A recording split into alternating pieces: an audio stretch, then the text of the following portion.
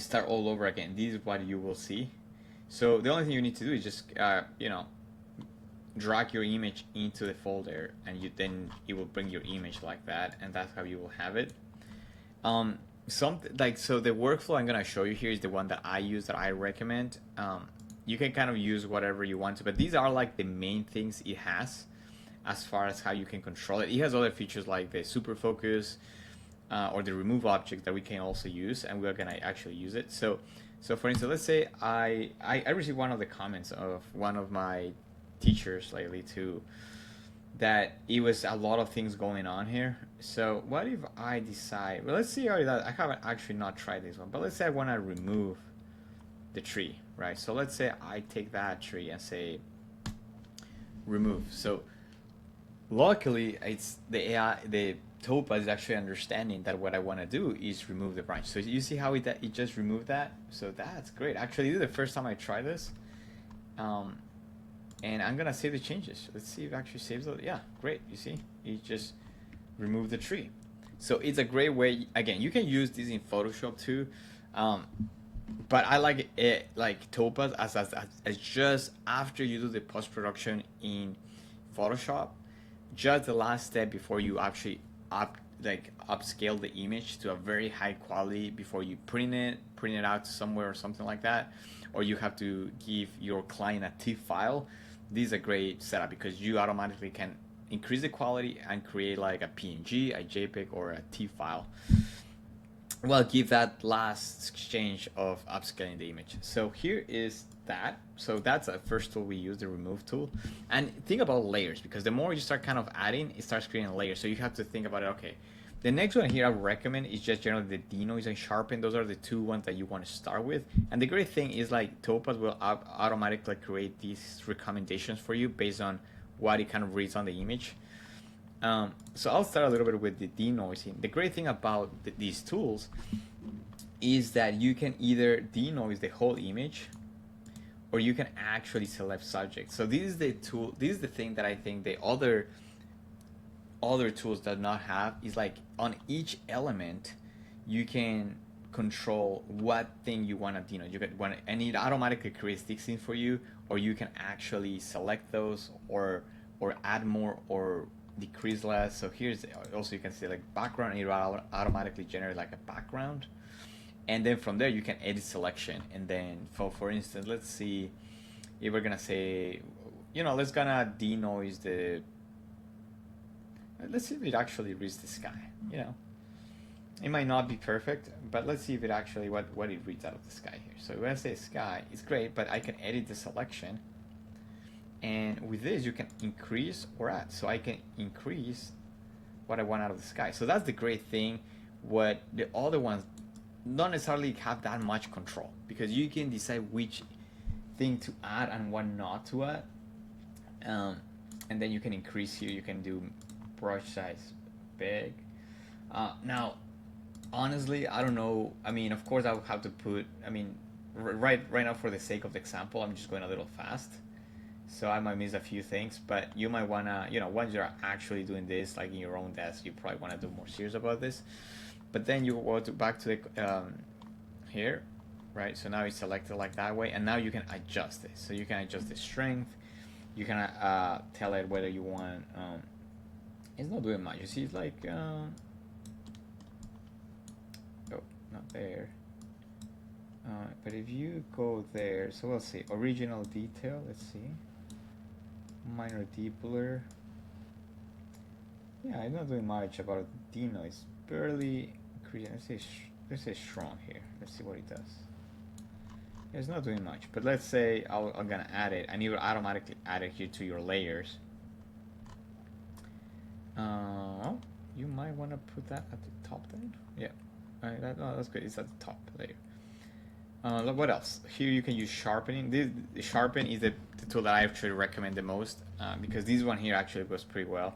So the subject here, you can choose the subject, you can choose the whole image. Okay, so here with this tool, then you go standard, and let's say you go to sharpen, right? And then you select, for instance, I'm actually gonna select, let's say, all. So it's gonna select all, and let's gonna say strength 56. That's kind of a lot, but you know. So I don't know if you can tell, but there is, it is sharpening. You see how it does look when you sharpen it? Looks a lot better, actually. So it has a lot more detail to it. Now, here's a recommendation, is the green one, if you think about it. But I'm gonna just, for the sake of the example, look at that. Yeah, that looks a lot better. So I'm gonna, once you kind of want one, you just kind of keep it there and just keep adding layers. So let's say the other one that I like, let's see if we can like adjust lighting here. When I want to adjust lighting here, I would like to adjust lighting for the subject, which is the building. It's kind of gonna read like the building here. And then I'm gonna say like, yeah, you know what, that's pretty good here. Let's just adjust that little bitty. Have it enlarged, that makes sense. Yeah, well, let's add this. And then from here, now that we have the controls, now we can adjust the lighting, right? In the case that you think like it's getting a little too dark. For instance, here I think like it's a little too dark. So I'm like, how about we increase the strength a little bit, just enough so it kind of doesn't, you see how it did it? Let's keep it in 10 maybe, so it doesn't, yeah, I like that, you see? So now we adjusted the lighting. Now we're gonna go to the balance color, and this is probably for the whole composition. So now that's definitely not what I wanted. What I want is to maybe get it a little bit blue in the whole environment, so it actually looks like it's at night. But then you can actually change the opacity of it, which I think it's pretty interesting. So let's go down to 23. Let's see. You see that's looking better. Yeah, that's looking nicer. And then maybe we can bring the opacity to 50, so it kind of still represents a little bit of what the image was representing the previous one. Yeah, I like this one. So you can do that. And then the last one that I recommend is the upscale.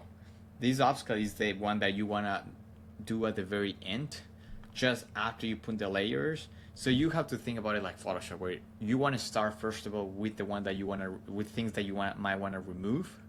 Then later on you want to go with the sharpening or the denoise. You don't have to use all of them. And then later on you'll have to use the lighting and the balance color at the very end.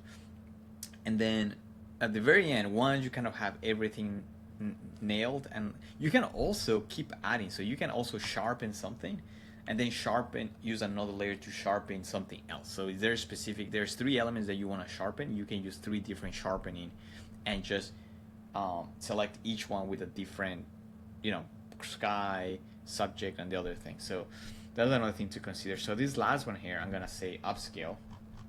And with the upscale, it will give you these options, which is the upscale on 2 or 4, and then you give you the dimensions and all that. I generally speaking go 2, unless my image is already very high quality, then I do 1. And then you got the high fidelity, which that's kind of what I recommend you guys to use. So I'll go with 2, and then I'll go high fidelity. And the thing you want to do on this one is whenever you will export this image, so it's still upscaling it, it's still enhancing it. Not gonna do much because it's really just representing the pixels at this point. You already sharpened it, you already did everything you need to do.